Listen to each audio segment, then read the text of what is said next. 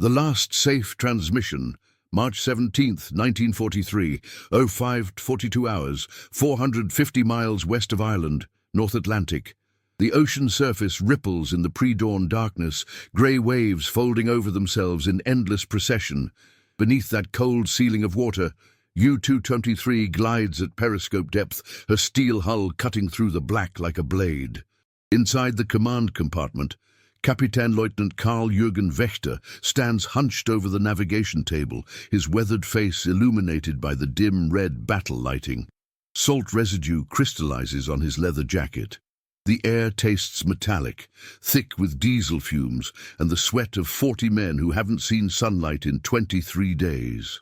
Water drips from overhead pipes with rhythmic persistence, drip, drip, drip, a metronome counting the hours submerged.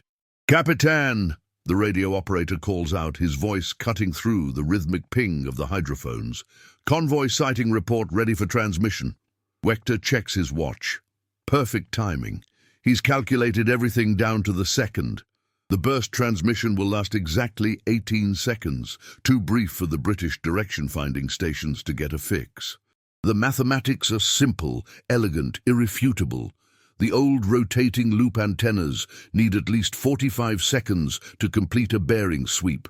By the time the British operators realize a signal exists and begin rotating their antennas to find maximum signal strength, U-223 will be silent again, invisible beneath the waves.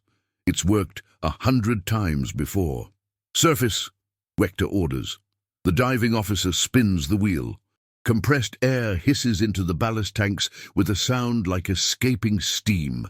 The boat tilts upward and the deck angles beneath your feet. Through the periscope, the surface approaches, a dancing membrane of silver and black, the boundary between two worlds. U-223 breaks through with barely a ripple. The conning tower emerges dripping, antenna mast rising into the wind. On deck, two lookouts scramble topside, binoculars already scanning the horizon for aircraft. Dawn is the most dangerous time. Enough light for aircraft to spot a surface submarine, but too dark for the submarine to see them coming. In the radio room, Funkerfreiter Hans Müller's fingers dance across the Enigma machine keys, encoding Wächter's convoy sighting, 12 merchant vessels, position 52 degrees and 23 degrees debut, course 067, speed 8 knots.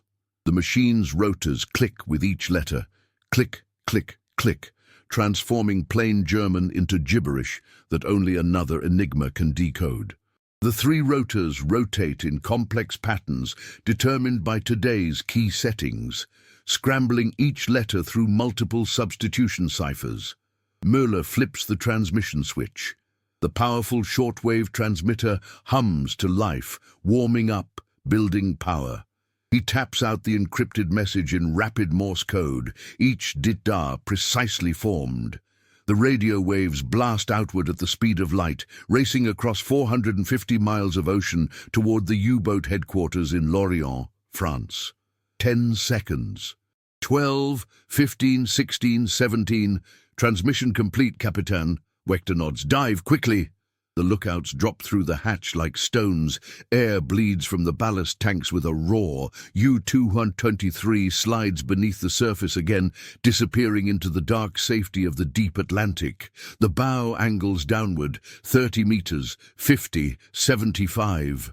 The pressure hull creaks and groans as external pressure increases. In the control room, Wächter allows himself a slight smile. Another successful report. Another convoy located for the Wolf Pack to intercept. The British, with their antiquated direction-finding equipment, never had a chance to pinpoint his position. He's done this 100 times, and he'll do it 100 more. What Wächter doesn't know, what he cannot know, is that 380 miles away, on a wind-swept hilltop outside Londonderry, Northern Ireland, a new type of antenna has already captured his position. The technology that will doom him and hundreds of other U-boat commanders is already spinning, calculating, transmitting. The war has changed, and the Germans don't know it yet. The listeners, same moment. Londonderry direction, finding station, Northern Ireland. Lieutenant Commander James Whitworth stands in the cramped operations room, headphones pressed tight against his ears. Outside, dawn hasn't yet broken over the rocky coast, but inside this concrete bunker, fluorescent lights burn with surgical brightness. The walls are thick, reinforced concrete designed to withstand bombing, and condensation drips down the cold surfaces. The Huff-Duff receiver dominates the room, a rectangular box bristling with dials, meters, and a cathode ray tube that glows green in the dimness. It's officially designated HF-DF, High Frequency Direction Finder, but everyone calls it Huff-Duff. The name sounds almost comical, like something from a children's story. There's nothing funny about what it does. The cathode ray tube suddenly flares. A sharp spike appears on the oscilloscope, accompanied by the distinctive rhythm of Morse code in Whitworth's headphones. Dit-dit-da-da-dit-dit-da-da. The sound is crystal clear, a German transmission on 8,450 kilohertz, one of the known U-boat frequencies. Contact! Whitworth's assistant, Sub-Lieutenant David Chen, jumps to attention. His hand shoots to the bearing dial, even as his eyes track the oscilloscope trace. Whitworth's eyes lock on the rotating antenna indicator. The Adcock antenna array outside, 4 vertical masts arranged in a square, each 30 feet tall, is already sampling the electromagnetic field. Unlike the old loop antennas that needed to physically rotate to find a signal's direction, this new system measures phase differences between the 4 receivers simultaneously. The calculation is instantaneous, performed by the electronics faster than human thought. The bearing needle swings, stabilizes. 247 degrees. Mark it! Whitworth snaps. Chen's pencil scratches across the plotting table. Bearing 247 degrees from this station. Signal strength -3. The transmission continues. 8 seconds, 10 seconds, 12 seconds. The German operator is fast, professional, probably a veteran. His Morse is clean, efficient, no wasted characters. But it doesn't matter. The Huff-Duff has already captured everything it needs. Whitworth grabs the telephone, spinning the dial rapidly. Get me HMS Vanessa, Priority Alpha. While he waits for the connection, Whitworth watches the bearing indicator and signal strength meter. The transmission is strong, probably within 500 miles. The Germans think they're clever with these burst transmissions. They've calculated that 18 seconds isn't enough time for traditional direction finding. They've done the mathematics, tested it, proven it to themselves. They're catastrophically wrong. The old rotating loop antennas were mechanical devices. They had to physically turn to find the angle of maximum signal strength, which took time. 45 seconds minimum, usually longer, but Huff-Duff operates on a completely different principle. It measures the phase difference between signals arriving at 4 spatially separated antennas simultaneously. The difference in phase tells you the direction the signal came from. The calculation is instantaneous, performed by electronic circuits. The system can derive a bearing in less than 1 second, sometimes in milliseconds. Vanessa on the line, sir. Whitworth snatches the handset.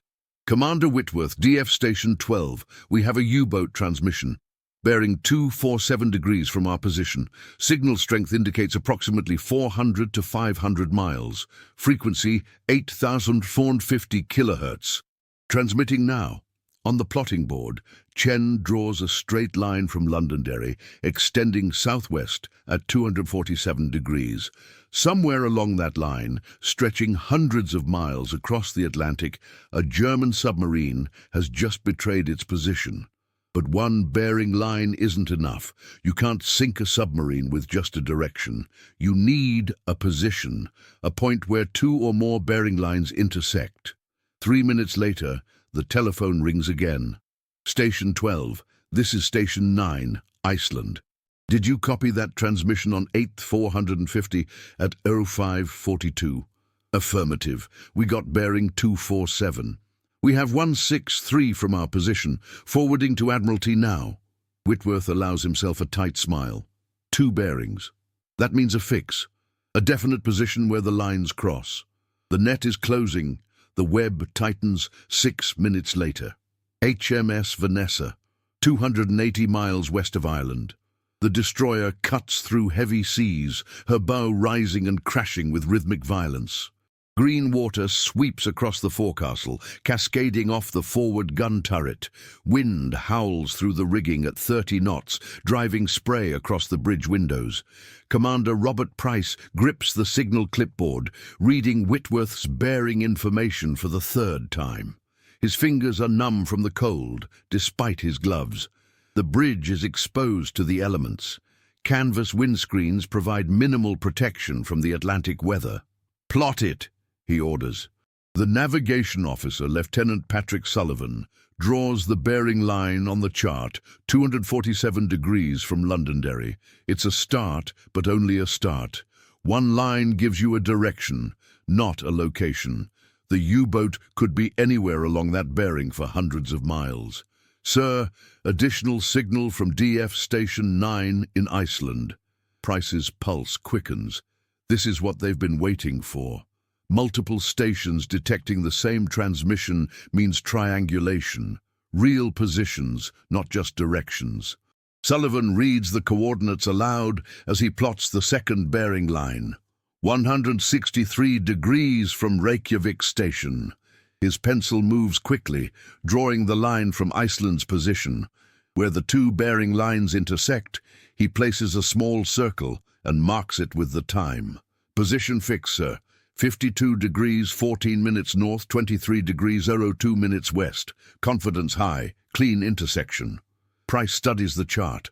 That position is 180 miles southwest of Vanessa's current location. Well within their operational range. His mind calculates automatically. At 28 knots, they can reach that position in 6 hours. But the U-boat won't stay in one place. It's probably moving, either hunting for the convoy or repositioning for an attack. He lifts the intercom handset. "All hands to action stations. Come to course 210. Full speed." Throughout the ship, alarm klaxons blare, a harsh electrical sound that cuts through every compartment. Men sprint to their posts. Gun crews scramble to the depth charge racks. The ASDIC operator powers up his sonar system, warming up the electronics, ready to listen for the distinctive metallic ping of a submerged submarine. In the engine room, stokers shovel coal into the boilers, building steam pressure. Vanessa heels over as her rudder swings, turning southwest. Her engines surge to full power. Black smoke pours from her funnel as the destroyer accelerates to 28 knots. The bow lifts higher with each wave, crashes down harder.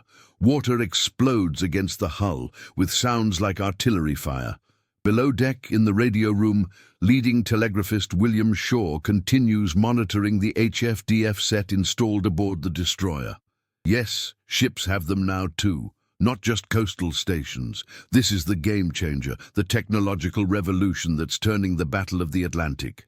Coastal stations can detect U-boats and provide bearing information, but shipborne Huff-Duff allows escorts to take their own bearings, updating positions constantly as they close with the target. Vanessa carries a Type FH-3 shipborne Huff-Duff, a smaller version of the shore stations but equally effective. The antenna rotates continuously above the bridge, sampling the radio spectrum. When a U-boat transmits, multiple ships can take simultaneous bearings, creating a web of intersecting lines that pinpoint the submarine's position with terrifying accuracy. Shaw's headphones crackle with static, then suddenly cut to clear Morse code. Another transmission, different frequency, different pattern. Another U-boat. He immediately takes a bearing using the ship's equipment, 198 degrees, relative to Vanessa's current heading. He converts it to true bearing and passes the information to the bridge through the voice tube. "Radio room to bridge. Another contact, sir. Bearing 198 degrees true. Signal strength strong. Probably within 50 miles. Price realizes what's happening. The Germans are forming a wolf pack. Multiple submarines are transmitting position reports to their headquarters, coordinating for a coordinated attack on the convoy. Each transmission is brief, 15 to 20 seconds. The Germans believe they're being clever, that these short bursts are undetectable, but each transmission is another beacon, another position fix, another nail in their coffin. Signal to Admiralty, Price orders. Multiple U-boat contacts detected via HFDF. Am engaging nearest contact. Request additional units vector to Wolfpack positions. The radio operator begins encoding the message. Within minutes, the information reaches Western Approaches Command in Liverpool. Within an hour, 6 more destroyers and 2 corvettes are racing toward the U-boat concentration. The hunt is on. The Wolfpack, March 17th, 1943. 09:15 hours, U-boat Command Headquarters, Lorient, France. In a fortified bunker beneath the French coast, Admiral Karl Dönitz stands before an enormous wall map of the Atlantic Ocean. The map dominates the entire wall, 20 feet wide, 15 feet tall, covered with colored pins, string lines, and grease pencil markings. Colored pins mark every known convoy, every U-boat position, every patrol zone.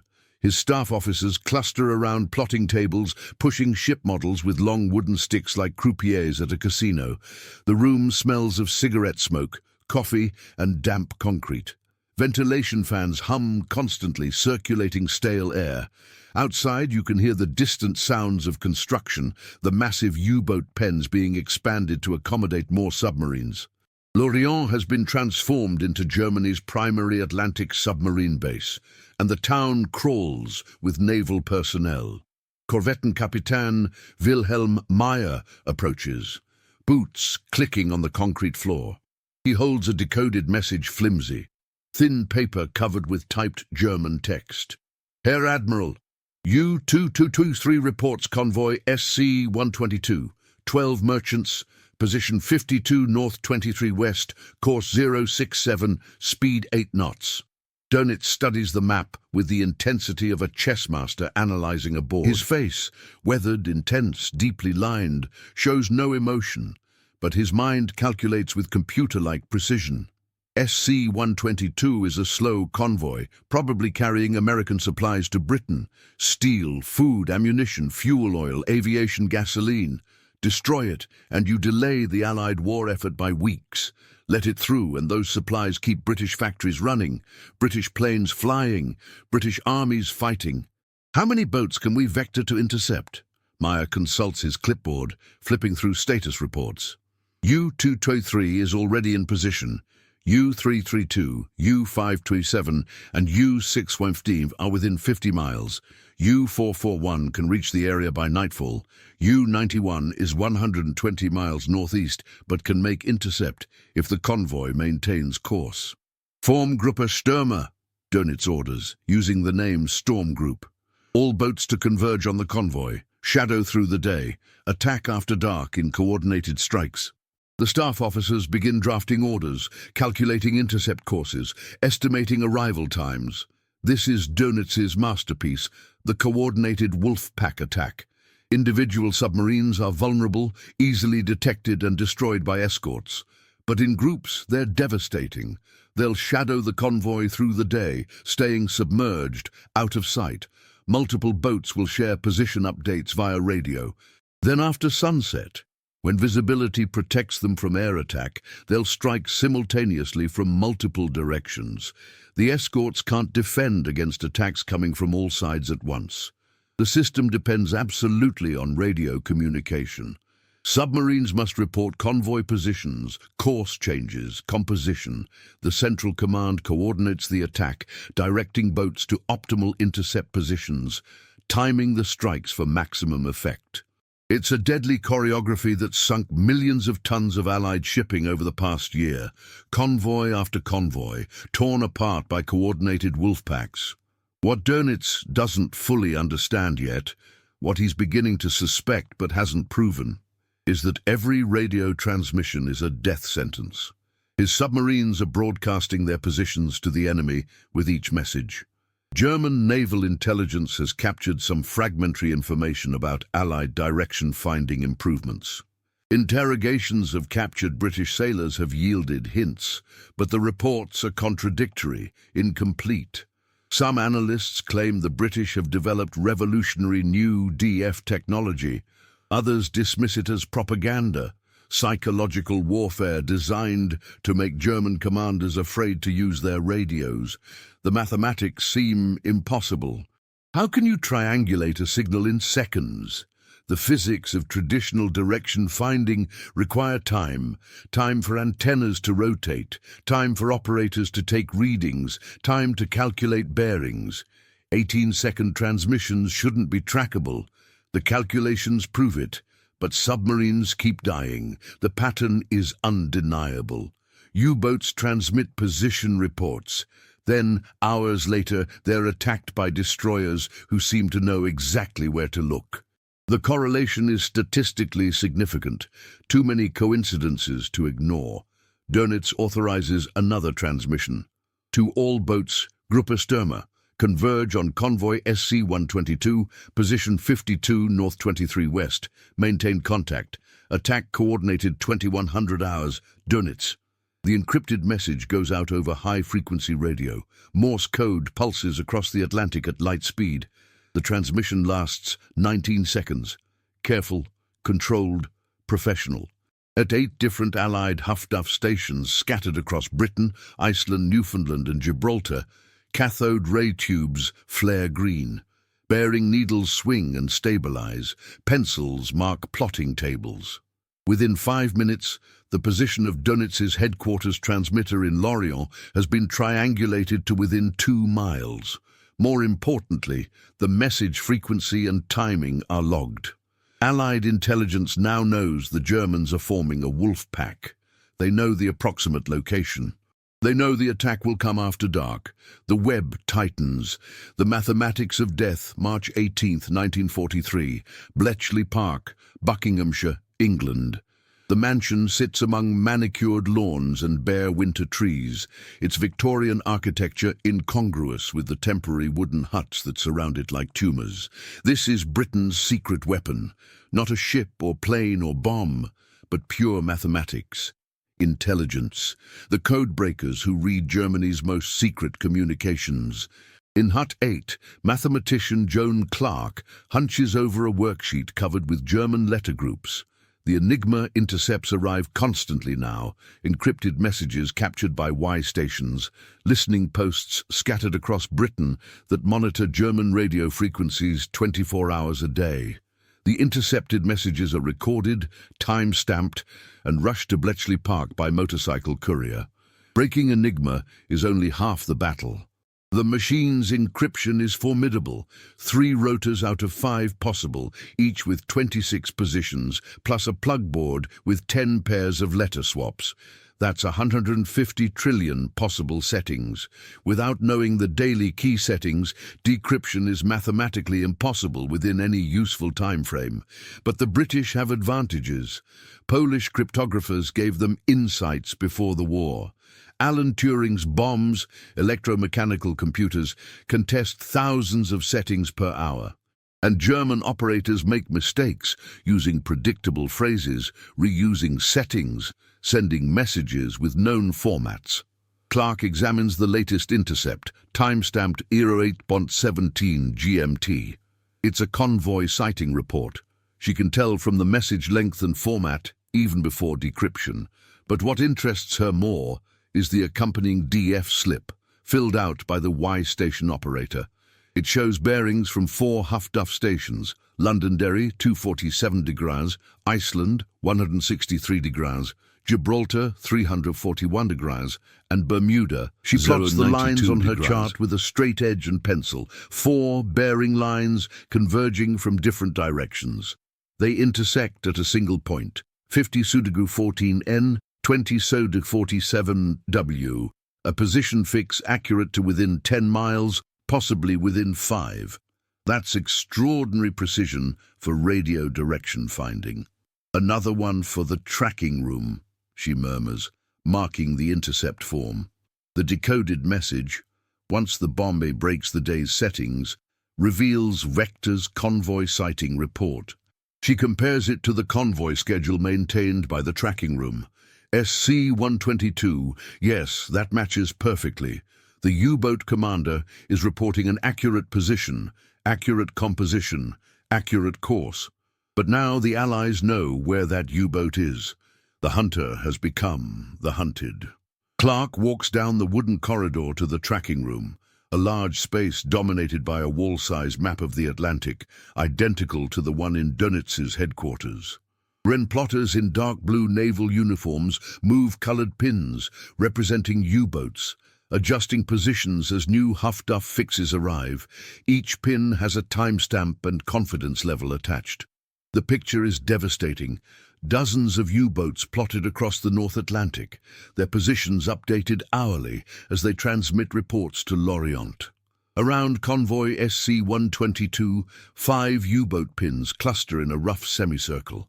The Germans think they're assembling for a coordinated attack. They have no idea they're lighting themselves up like Christmas trees for every Allied station with a Huff-Duff receiver. How accurate are these fixes? A naval intelligence officer asks, peering at the map. Clark considers, tapping her pencil against her clipboard. With 4 or more stations, we can triangulate to within 5 to 10 miles.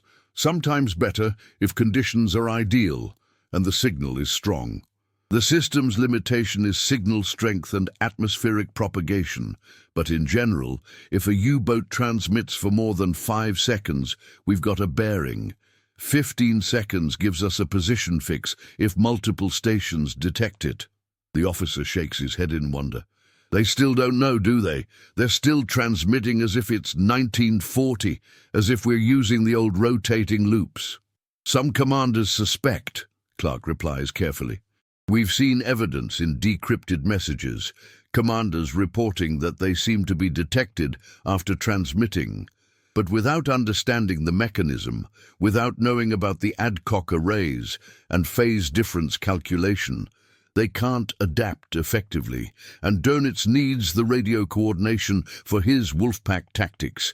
He can't conduct coordinated attacks without communication between boats. It's a catch-22.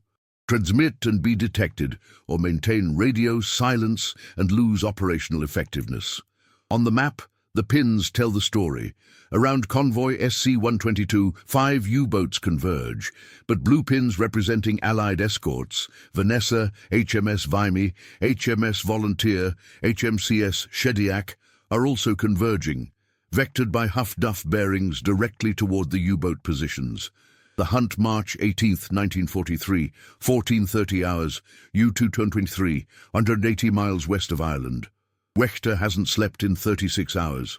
Coffee and Benzedrine keep him upright, but his eyes burn with fatigue.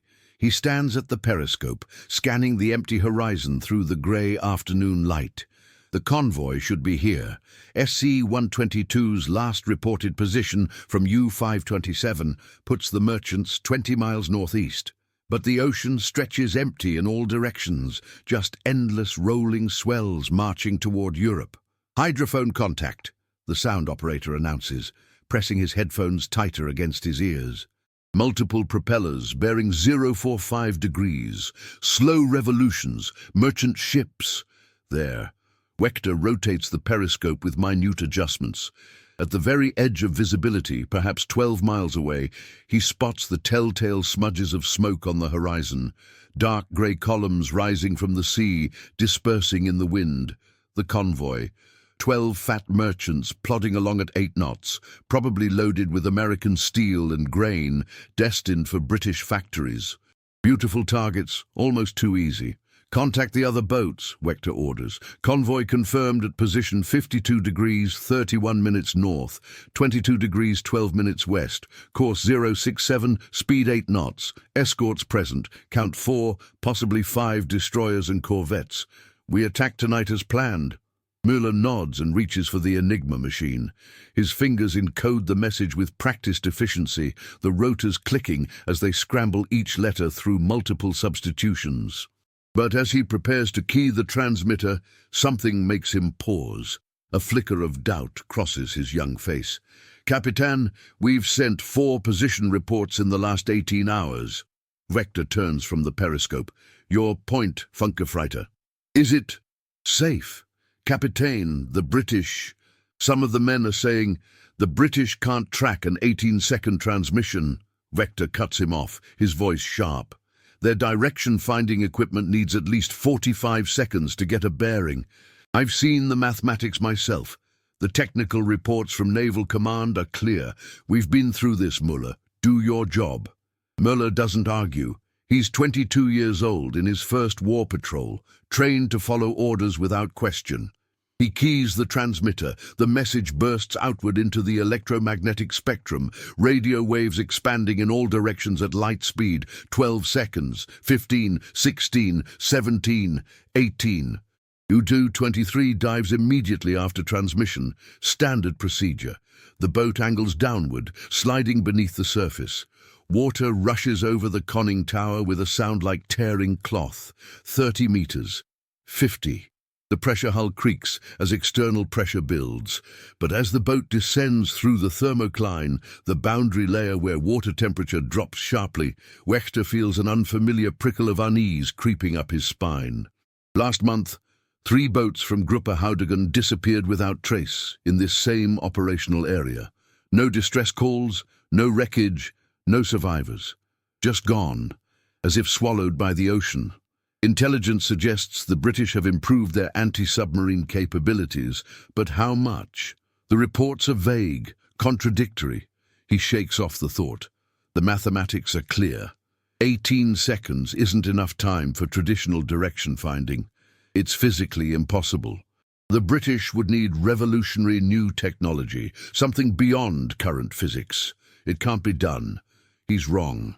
At that very moment, HMS Vanessa is 28 miles away and closing fast, vectored directly toward U-223's position by multiple Huff-Duff bearings, closing the trap. Same moment. HMS Vanessa, 28 miles northeast. Contact bearing 213 degrees. Shaw's voice crackles through the bridge speaker, urgent but controlled. Price doesn't hesitate. Come to 213. Maintain full speed. Sound general quarters. The destroyer heels into the turn, deck tilting beneath the crew's feet. Price studies the fresh Huff-Duff bearing on his chart, marked with a pencil cross and timestamp. The U-boat that just transmitted is close now, probably within 30 miles. The triangulation from 3 stations gives them a position fix accurate to within 8 miles. That's close enough. Throughout the ship, men scramble to battle stations. The drill is practiced, automatic. Gun crews swing the 4-inch guns to point ahead. Depth charge crews unlock the safety pins on the drums, setting the detonation depths based on the captain's standing orders. The ASDIC operator powers up his equipment, the cathode ray display warming up, glowing green in the dimness. ASDIC room, prepare for attack run. We have a confirmed position fix. Commence active search on my mark. Below deck, Petty Officer Thomas Webb hunches over the ASDIC console, headphones clamped to his ears. The sonar transducer beneath the ship's hull sends out rhythmic pings, sound waves that travel through water at 1,500 meters per second, bounce off solid objects, return as echoes. Each ping is followed by a listening period, the operator's trained ear distinguishing between echoes from fish schools, temperature layers, whales, and the distinctive metallic ring of a submarine's steel hull. Ping, pause, listen, ping, pause, listen. At 20 miles, the ASDIC is still too far to detect a submerged submarine directly. Sound waves attenuate with distance, scatter off temperature gradients and layers of differing salinity, but they know where to look. The Huff-Duff bearing gives them a search area measured in tens of square miles instead of thousands. It's the difference between hunting with a flashlight in a dark room versus searching a dark city with no light at all. Vanessa charges southwest at full speed, her wake a white slash across the grey Atlantic. Wind tears across the bridge, spray drenching the lookouts despite their foul weather gear. Price calculates distances, times, angles with the automatic precision of a veteran destroyer commander. If the U-boat stays submerged at 7 knots and Vanessa maintains 28 knots, they'll close the gap in approximately 45 minutes. All ahead, flank speed, Price orders. I want every knot she'll give us. In the engine room, the engineers push the steam turbines to their limits. The destroyer shudders with the power, bow lifting higher, stern digging deeper. 29 knots. 30. 32 minutes later, Webb's voice crackles over the intercom, tight with controlled excitement. ASDIC contact. Bearing 215 relative, range 2,800 yards. Sharp echo, metallic signature. Classification, submarine, definitely submarine. Price's jaw tightens. All ahead full. Prepare depth charges, set for 200 feet. On the stern, ratings unlock the depth charge racks with practiced speed. The cylindrical drums, each packed with 300 pounds of Torpex explosive wrapped around a steel detonator, sit ready on their rails. The depth charge throwers on each side of the ship are loaded and aimed, spring-loaded catapults that will hurl charges 50 yards to port and starboard, creating a diamond pattern of explosions around the submarine. Webb calls out ranges as Vanessa closes, his voice steady despite the pounding of his heart. 2,000 yards, 1,500 yards. Contact is diving deeper. Estimated depth now 250 feet. Revising depth setting recommendation to 250. Reset charges for 250 feet. Price barks into the voice tube. The depth charge crews spin the hydrostatic detonation wheels on each drum. Inside each charge, a pressure-sensitive pistol will trigger when water pressure indicates 250 feet depth. The explosion will create a shockwave powerful enough to crack a submarine's hull at 50 yards, potentially lethal at 20. 1,000 yards, 800, 600. Price watches the second-hand sweep around the bridge chronometer. Timing is everything in depth charge attacks. Drop too early, and the charges explode harmlessly behind the submarine. Too late, and the submarine slips away, diving deeper, changing course. There's a sweet spot, a few seconds when the destroyer passes directly over the submarine's position. 400 yards, 300. Contact directly ahead, sir. Stand by. Vanessa races over the invisible submarine, churning water white with her passing. The ASDIC loses contact as the transducer passes through the turbulent wake. There's a dead zone directly beneath the destroyer where sonar cannot penetrate. Fire!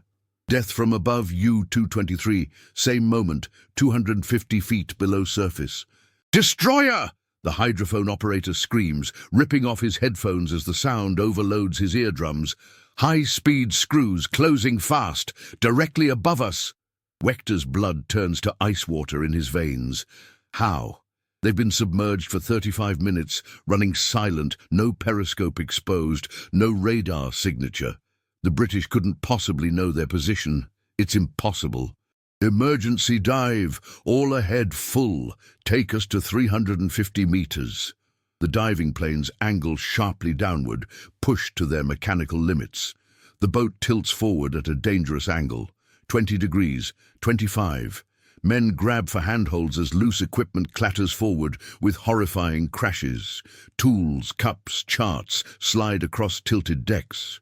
One sailor loses his grip, slides forward into the torpedo room bulkhead with bone-breaking force. The depth gauge needle spins. 150 meters, 175, 200, 225. But they're not diving fast enough. U-223 is large and heavy, not designed for emergency maneuvers. Her steel hull displaces 1,600 tons submerged. She responds to depth changes like a freight train trying to turn. Through the hull, transmitted by the water itself, Wechter hears the destroyer's propellers, a rapid churning thrash that grows louder with every second, overwhelming all other sound. The noise fills the submarine, surrounds it, presses in from all sides like a physical force. It's the sound of death approaching. Destroyer directly above us, Capitan. Estimate 0 range. Then comes the splashes, heavy objects hitting the water surface far above. 1, 2, 3, 4, 5. Depth charges tumbling into the ocean, sinking through the darkness toward U-223. Each charge weighs 400 pounds, packed with high explosive. They sink at 12 feet per second, hydrostatic pistols counting down the meters until detonation depth. All hands brace for... The first charge detonates at 250 feet, 60 yards from the submarine's port side. The explosion is beyond sound, beyond description. Its pressure, violence, chaos made physical. The shockwave hammers into the submarine's hull like the fist of God. Metal screams with the sound of tearing steel. Lights shatter. Men are thrown against bulkheads like rag dolls. The boat whips sideways, flexing, groaning, her steel hull compressing under impossible forces. Glass dials explode across the control room, spraying fragments that cut faces and hands. The depth gauge shatters, needle spinning wildly. The compass tumbles from its mount. Vector crashes into the periscope housing, feels ribs crack, tastes blood flooding his mouth. Second explosion, third, fourth, fifth, each one closer. The sequential blasts walk a pattern across the submarine's position, each shockwave compressing the hull, testing welds and rivets to destruction. Hull plates buckle inward with sounds like gunshots. Rivets pop, flying across compartments with lethal velocity. A pipe ruptures in the engine room, spraying high-pressure oil across hot machinery. Men scream. The lights go out completely. Total darkness. Then emergency lanterns flicker to life, casting demonic red shadows that make the scene look like hell itself. Smoke fills the boat. Electrical fires, burning insulation, hot metal. "Damage report," Vector shouts into the darkness, spitting blood. Voices call back through the smoke and chaos, each report worse than the last. "Hull integrity compromised. Main ballast tank 3 breached. Taking water in the forward torpedo room. Flooding rate approximately 200 liters per minute. Hydraulics failing. Depth planes not responding. Battery compartment flooded. Chlorine gas forming." The deadly smell reaches Vector's nose. Chlorine gas formed when seawater mixes with battery acid. In the enclosed space of a submarine, it's a death sentence. Chlorine destroys lung tissue, causes asphyxiation, induces chemical burns. Minutes of exposure can kill. Emergency blow. Surface. Surface now. But the compressed air system has been damaged.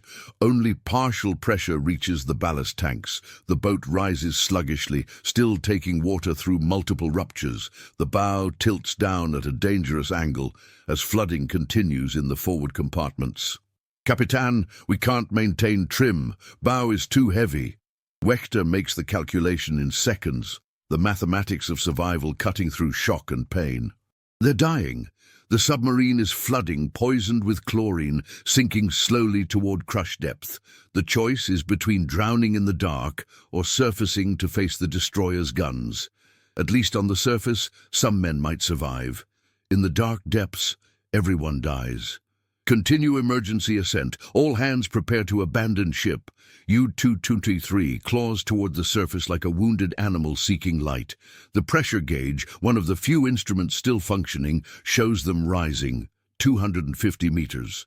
200, 150, 100. But the bow continues tilting downward as flooding overwhelms the forward compartments. If they don't surface soon, the boat will sink stern first, dragging everyone down. Above them, Vanessa circles like a shark, Azdic tracking every meter of the submarine's desperate ascent. Depth charge crews reloading, ready for a second attack. Breaking surface, March 18th, 1943. 15:47 hours. Surface. U-223 erupts from the ocean in a geyser of white foam and spray. The submarine's conning tower bursting through the surface membrane like breaching whale. The wounded boat wallows in the swells, unable to dive, taking water through a dozen ruptures in her pressure hull. Oil spreads across the ocean surface in rainbow sheens, marking her position like blood in water. On the conning tower, Vector emerges into blinding daylight, squinting against the sun he hasn't seen in 24 days. His ribs scream with every breath, definitely broken. Blood runs from a cut above his eye, dripping down his face, tasting of copper and salt. 300 yards away, HMS Vanessa turns to bring her forward guns to bear, the destroyer's bow swinging with predatory precision. The 4-inch gun on the foredeck elevates, trained directly on the submarine's conning tower. At this range, the British gunners can't miss. "Abandon ship!" Wechter screams down the hatch, his voice raw. "Everyone out! Now! Abandon ship!" Below, 40 men scramble topside through the tower hatch, clawing their way toward light and air. Some are bleeding from cuts and shrapnel wounds. Others show burns from electrical fires. One sailor's arm hangs at an unnatural angle, broken when he was thrown against a bulkhead. They wear life jackets, bright orange kapok vests that stand out against the grey Atlantic. The men jump into the freezing water, hitting the surface with splashes. The ocean temperature is 4 degrees Celsius. Hypothermia will begin within 5 minutes, unconsciousness in 20, death in 30. They inflate their life jackets, swim desperately away from the sinking submarine, knowing the suction when she goes down will drag them under. Wechter is the last to leave, standing on the conning tower as water rises around him. This is his command, his boat, his home for 18 months. He knows every rivet, every weld, every pipe and valve. He's lived inside her steel belly through storms and depth charge attacks, victories and defeats. And now she's dying. The bow goes under first, pulling the rest down with gathering speed.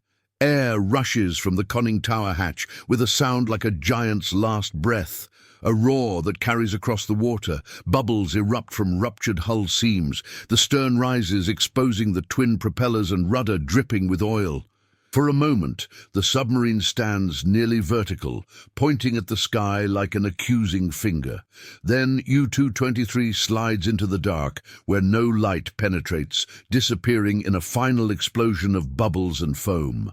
The ocean smooths over the grave as if the submarine never existed, swallowing 1,600 tons of steel and leaving only 40 men floating in life jackets, shivering violently as hypothermia begins its work. On Vanessa's deck, ratings lower scramble nets over the side, rope ladders that hang into the water. The destroyer maneuvers carefully alongside the swimming Germans, engines at dead slow, mindful not to drag them into the propellers. "Bring them aboard," Price orders. Carefully, sailors reach down, grabbing German hands, hauling survivors up the nets one by one. They're enemies, yes, but sailors have their own code, their own honor. No one deserves to die in the freezing Atlantic. The war will continue when these men reach prisoner-of-war camps, but right now they're just humans needing rescue. 23 men are saved, pulled from the water shaking with cold, lips blue, eyes wide with shock. 17 are lost, killed by the depth charge attack or trapped inside when the submarine went down, or simply too injured to swim, drowning while their comrades watched helplessly. Price watches from the bridge as the last survivor is brought aboard. German sailors and British sailors stand together on the deck, enemies and rescuers, separated by ideology and war, but united by their common element, the sea that kills without caring about nationality. He feels no triumph, just grim satisfaction.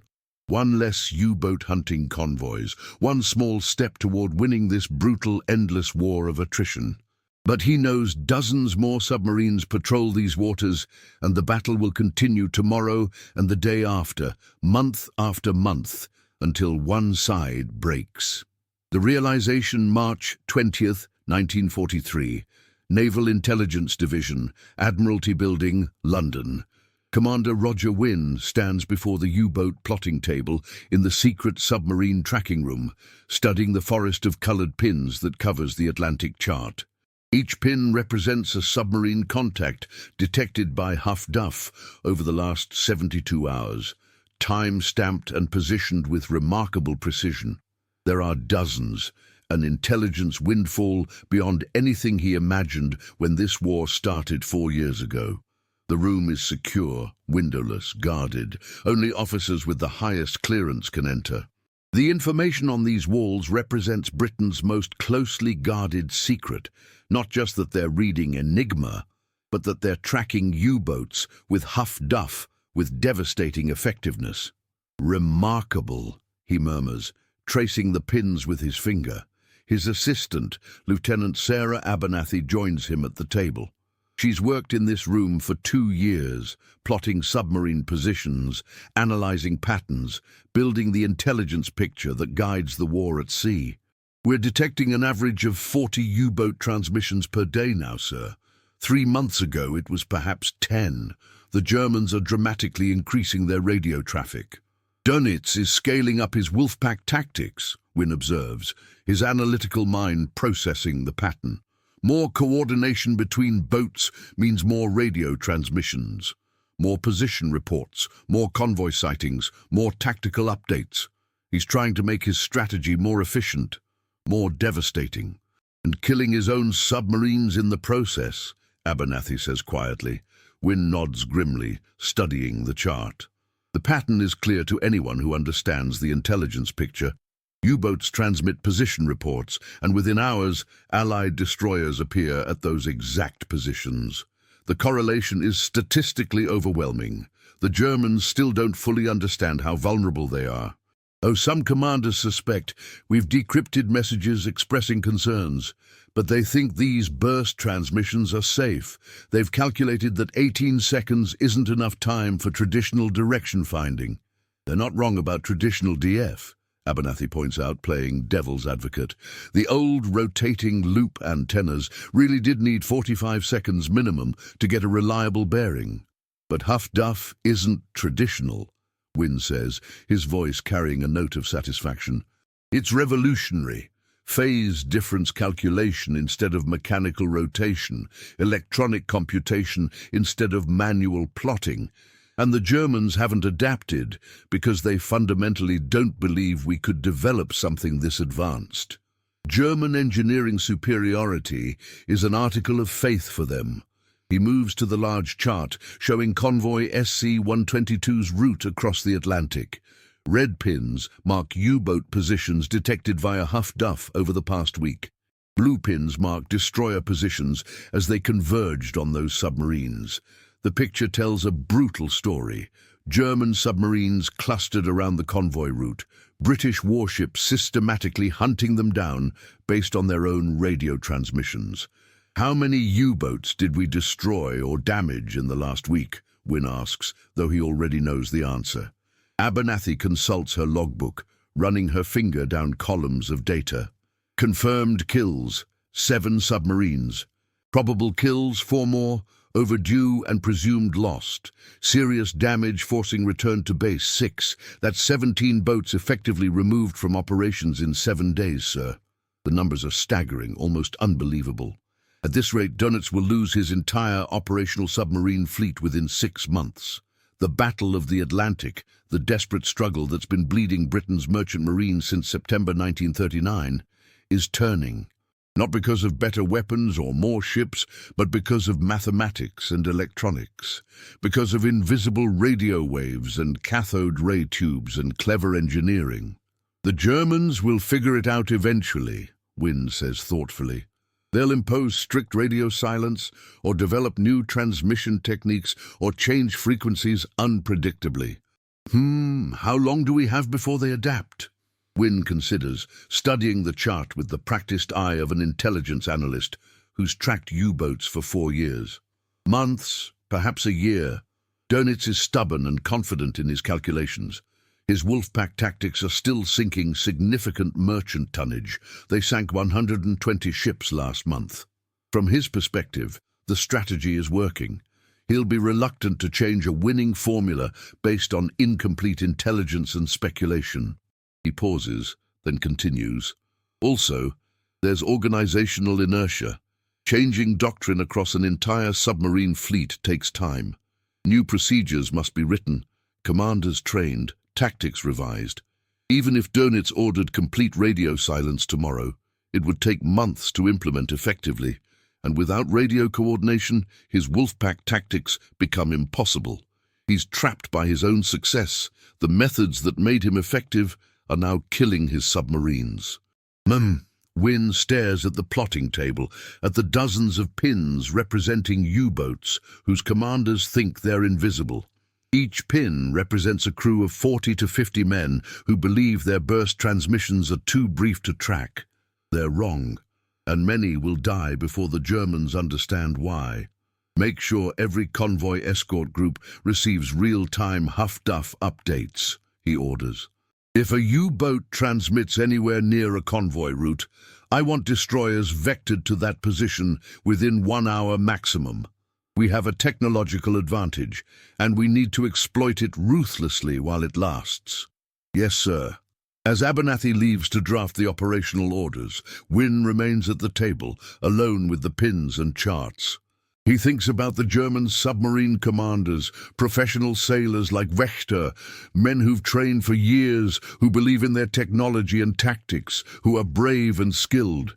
They're transmitting 18-second radio bursts, thinking they're invisible, not knowing that each transmission is a beacon guiding destroyers directly to them. It's almost tragic. Almost. But this is war, and sentiment has no place in it. Every U-boat destroyed is another convoy that reaches Britain safely. Every submarine sent to the bottom is hundreds of tons of supplies, food, fuel, ammunition, steel, that arrive to keep Britain in the war. The pins on the map tell the story of technological revolution changing warfare. The Germans invented the wolf pack and dominated the Atlantic for years. Now the Allies have Huff-Duff, and the hunters are becoming the hunted. The cost, April 1943, U-boat bunker, Lorient, France. Admiral Dönitz stands in the operations room, and for the first time since taking command of the submarine fleet, he looks old, exhausted, defeated. The wall map that once showed German submarines dominating the Atlantic now tells a catastrophic story written in missing pins and empty patrol zones. The concrete bunker walls press in despite their thickness. Outside, construction crews work constantly, building more bomb-proof submarine pens to protect boats during refit. But there aren't enough boats to fill the pens anymore. Too many lie on the ocean floor. "What's our status for April?" he asks quietly, his voice lacking its usual certainty. Korvettenkapitän Meyer checks the operations log, his face grim. "We deployed 42 boats to the North Atlantic patrol areas at the beginning of the month. Current operational status, 27 boats still reporting. 15 boats," he trails off. 15 boats, over 700 men, gone in 30 days. "And our tonnage sunk?" Dönitz asks, though he already knows it will be bad. Meyer's voice drops even lower. 327,000 tons of Allied shipping destroyed in April, down from 693,000 in March. The mathematics are brutal, undeniable. Sinkings are falling while losses are rising. They're still hitting convoys, still destroying merchant ships, but at an unsustainable cost. At this rate, the entire U-boat arm will be destroyed within 6 months. "How are we losing them?" Dönitz demands, frustration breaking through his usual control. "Our tactics haven't changed significantly. Our technology is essentially the same. We're using the same encryption, the same boats, the same weapons. What's different?" No one answers immediately, because no one has a complete answer. The pattern is obvious, but inexplicable. U-boats transmit position reports to coordinate wolfpack attacks. Then hours later they're attacked by destroyers who appear with uncanny accuracy. Sometimes multiple destroyers converge simultaneously from different directions, as if they know exactly where to search. Meyer finally speaks, choosing his words carefully. "Herr Admiral, several surviving commanders have reported that they appear to be detected shortly after making radio transmissions. U-415's commander specifically noted that within 2 hours of his convoy sighting report, 3 destroyers appeared and conducted a coordinated depth charge attack. He barely escaped. Detection after transmission," Dönitz mutters. "That suggests improved direction finding. But the physics shouldn't allow it. Our transmissions last 15 to 20 seconds. Traditional DF equipment needs at least 45 seconds to complete a bearing sweep. I've reviewed the calculations personally. The mathematics are sound. Perhaps the British have developed new technology," another staff officer suggests hesitantly. Dönitz doesn't want to believe it. Can't believe it. Germany is supposed to be the technological leader. German scientists, German engineers, German innovation. The idea that Britain, battered, besieged Britain, could develop revolutionary DF technology while fighting for survival seems impossible. But submarines keep dying. The correlation between radio transmissions and attacks is too consistent to ignore. Every commander who survives an attack reports the same pattern. Transmit a message. Get attacked within hours. Issue new standing orders, Dönitz says finally, the decision clearly painful. All boats are to reduce radio transmissions to absolute minimum. Only critical convoy sightings.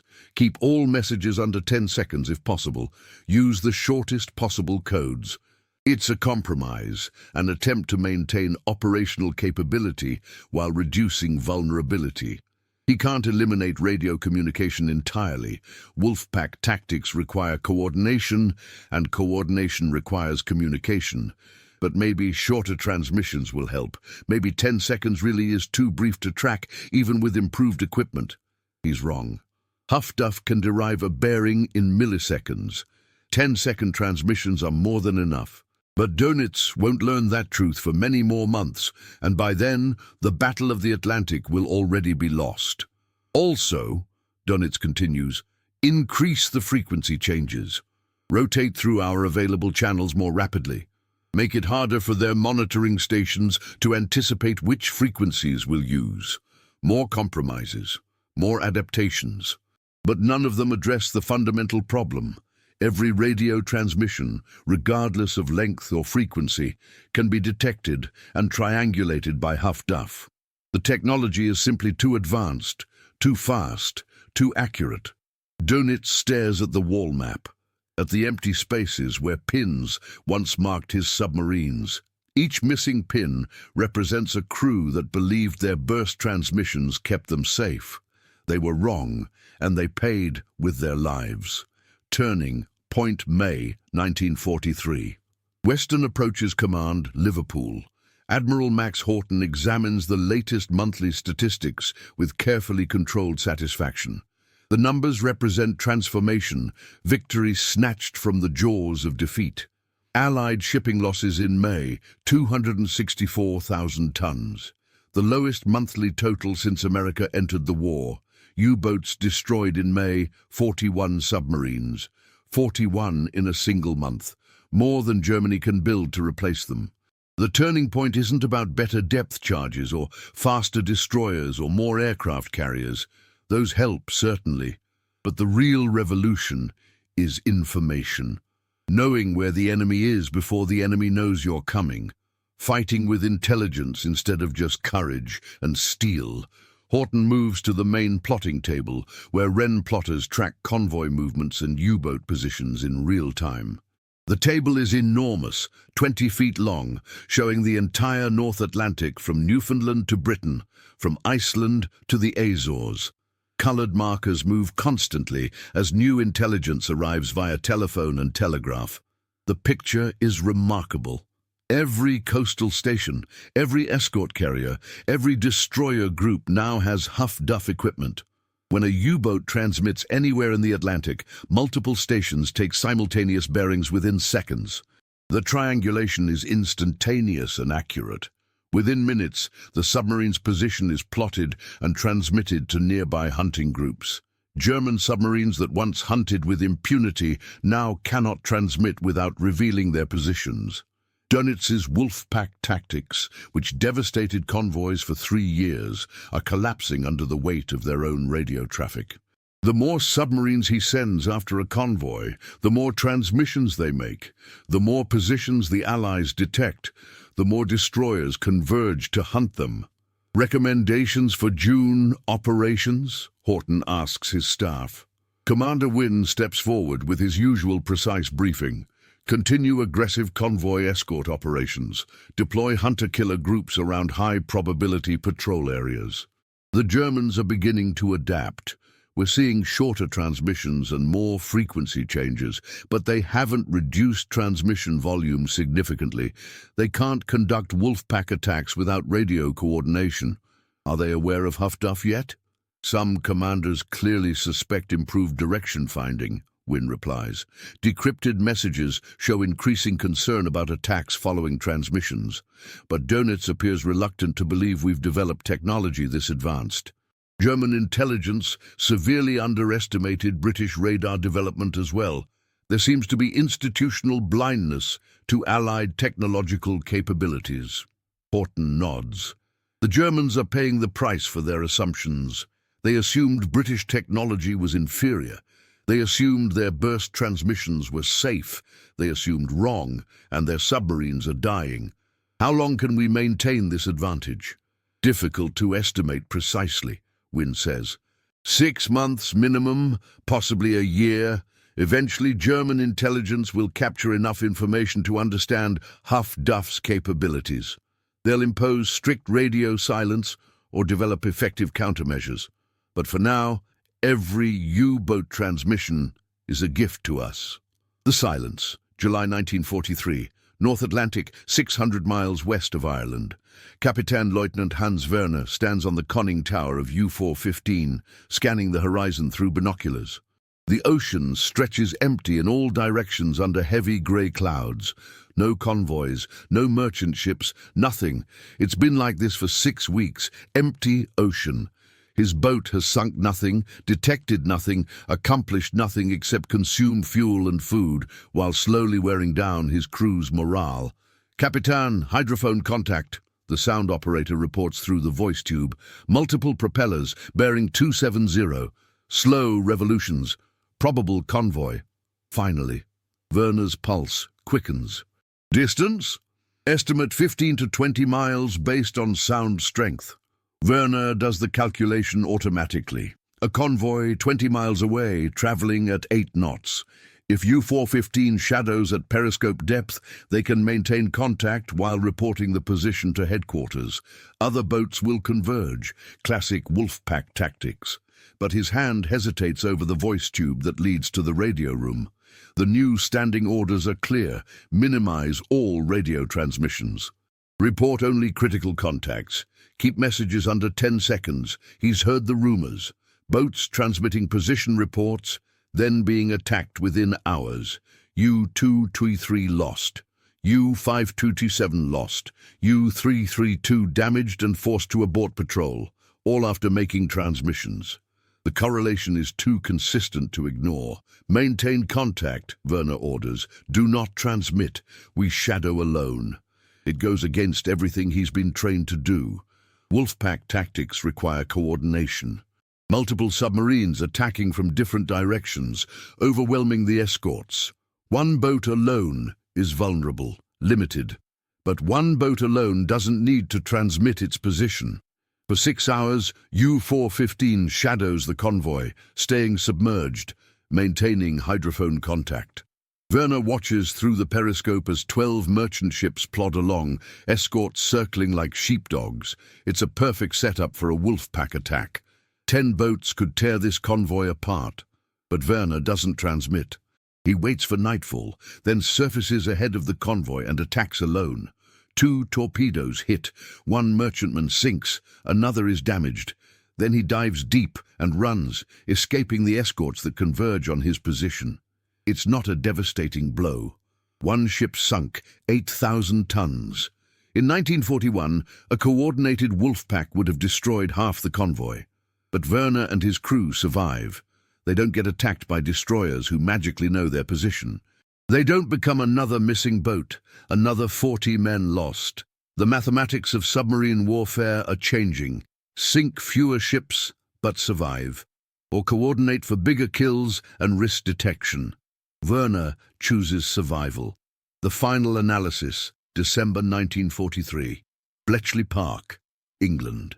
Joan Clark sits in the tracking room studying the year-end statistics with academic interest. The numbers tell a complete story of technological revolution changing the course of war. U-boats destroyed in 1943, 237 submarines. Lost with all hands, approximately 12,000 German sailors. The bloodiest year of the U-boat war, but the blood is German, not Allied. Allied shipping losses in December 1943, 136,000 tons. down from 627,000 tons in December 1942. The curve is unmistakable, sinkings falling while U-boat losses rise. Huff-Duff isn't the only factor. Improved radar, more escort carriers, better depth charges, long-range patrol aircraft, closing the mid-Atlantic air gap, all contribute. But Huff-Duff is the silent killer, the invisible advantage that made the difference. The technology that turned U-boat transmissions from tactical assets into death sentences. Clark reviews the correlation analysis she's been compiling. Of the 237 U-boats lost in 1943, 162 were attacked within 6 hours of making radio transmissions. The statistical correlation is overwhelming, 0.87, far above the threshold for causation. The Germans finally understand. Too late, but they understand. Transmission volumes have dropped sharply in the last 3 months. Dönitz has issued orders for strict radio discipline. Boats operate independently more often, avoiding the coordinated attacks that require constant communication. But the damage is done. The U-boat force is broken, unable to interdict Atlantic convoys effectively. American supplies pour into Britain unhindered. Food, fuel, steel, ammunition, aircraft, tanks. The build-up continues for the invasion of Europe that everyone knows is coming. Clark thinks about the German submarine commanders who died believing their burst transmissions were safe. Men like Wechter, professional sailors who trusted their calculations and their technology. They thought 18 seconds wasn't enough time to track them. They were wrong, and it killed them. Huff-Duff proved that technology advances faster than doctrine. The Germans calculated what was possible based on existing direction-finding methods. They didn't imagine that someone could develop an entirely new approach, measuring phase differences instead of signal strength, using electronic computation instead of mechanical rotation. Their failure of imagination was fatal. "Will the report be ready for the historical archive?" her supervisor asks. Clark nods. The technical documentation is complete. Future analysts will understand exactly how Huff-Duff worked and why it was so effective. She doesn't mention that the technology will remain classified for decades. The principles behind phase difference direction finding are too valuable to reveal. Let the Germans wonder exactly how the Allies detected their submarines with such uncanny accuracy. Let them speculate and guess. The truth will remain secret. Epilogue. The Lessons, 1945. After the war ends, Admiral Dönitz, now in Allied custody, finally learns the truth about Huff-Duff during interrogation. The revelation is devastating. "You could detect our transmissions in seconds?" he asks, disbelieving. "Less than 1 second for bearing acquisition," the British intelligence officer confirms. "Your 18-second burst transmissions were more than adequate for precise triangulation. We had your positions within minutes of every transmission." Dönitz sits in silence, processing the information. Hundreds of submarines lost, thousands of men dead. All because he didn't believe the British could develop technology that advanced. "We calculated it was impossible," he says finally. "The physics of direction finding required time. Our experts confirmed it." "Your experts analyzed traditional rotating loop direction finding," the interrogator explains. Huff-Duff uses an entirely different principle, adcock antenna arrays measuring phase differences. It's not mechanical rotation, it's electronic calculation. Your mathematics were correct for the wrong technology. The magnitude of the failure sinks in. Germany lost the Battle of the Atlantic, not through lack of courage or even equipment, but through failure to imagine that the enemy could develop revolutionary new technology. They calculated what was possible based on existing methods, and assumed nothing better existed. "If we had known," Dönitz begins. "If you had known, you would have imposed radio silence," the interrogator finishes. "But without radio coordination, your Wolfpack tactics wouldn't work. You were trapped. Use radio and be detected, or maintain silence and lose operational effectiveness. We engineered a no-win scenario." Dönitz nods slowly, understanding the brilliant trap. Huff-Duff didn't just detect submarines. It forced a strategic choice between tactics and survival. The Germans chose tactics and paid with their fleet. The interrogator closes his folder. Your burst transmissions weren't beacons despite your precautions, Herr Admiral. They were beacons because of them. You taught your commanders that short transmissions were safe, so they transmitted confidently. If you'd suspected the truth earlier, you might have adapted. But conviction kills as surely as weapons. The legacy. The technology developed to hunt U-boats revolutionized radio direction finding. After the war, Huff-Duff principles evolved into modern electronic warfare systems. Today's military forces use sophisticated direction-finding equipment based on the same phase difference calculations that doomed German submarines in 1943. The Battle of the Atlantic teaches a permanent lesson. Technology advances faster than doctrine, and enemies who fail to imagine revolutionary advances will fail to defend against them. The Germans calculated that 18-second transmissions were safe based on existing technology. They were correct about what existed and catastrophically wrong about what was possible. Huff-Duff turned radio waves, invisible, intangible, into weapons as deadly as torpedoes and depth charges. Every transmission became a beacon. Every position report became a death sentence. The submarines that hunted convoys became prey themselves, betrayed by their own communications. In the cold mathematics of war, Huff-Duff helped kill over 12,000 German submariners. It helped save hundreds of thousands of Allied merchant sailors and millions of tons of supplies. It helped win the Battle of the Atlantic and ultimately helped win the war. The invisible beacons guided more than destroyers. They guided history itself, proving that wars are won not just with courage and steel, but with intelligence, innovation, and the willingness to imagine what enemies believe impossible.